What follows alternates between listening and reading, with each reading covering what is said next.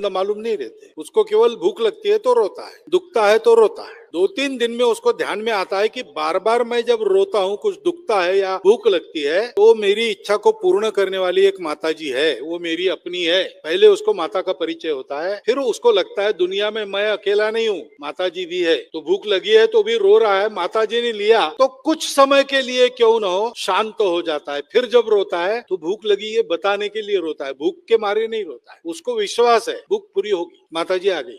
बाद में पिताजी का परिचय होता है, बाद में और रिश्तेदार सारे पता चलते। जैसे जैसे बड़ा होता है 5 साल तक तो पूरी स्वतंत्र रहती है, किसी को कुछ भी बोलता है, कहीं भी जाता है, कहीं भी दौड़ता है, सुनता है नहीं सुनता है, लेकिन डांट डपट नहीं होती, लाड़ प्यार होता है, क्योंकि डांट डपट की उम्र नहीं है, वो अभी उसको बुद्धि नहीं आई, तो अभी उसका प्रशिक्षण चल रहा है। 5 साल के बाद फिर नियम वगैरह धीरे धीरे हम सिखाते हैं और कुछ छोटे मोटे काम भी उठाने को कहते हैं। तो अपनों के लिए परिश्रम करना धीरे धीरे वो सीखता है और उसको ये भी पता चलता है कि अपने केवल अपने रिश्तेदार नहीं है। घर के सामने कोई मांगने वाला आ गया तो घर के लोग, एक तो अपने आप परंपरा नहीं है खाली किसी को लौटाने की, आ गया कोई तो उसको कुछ न कुछ देना है, तो एक पैसा भी देना है या मुट्ठी भर चावल भी उसकी झोली में डालने हैं, तो घर के लोग छोटे बच्चे को भेजते देने के लिए।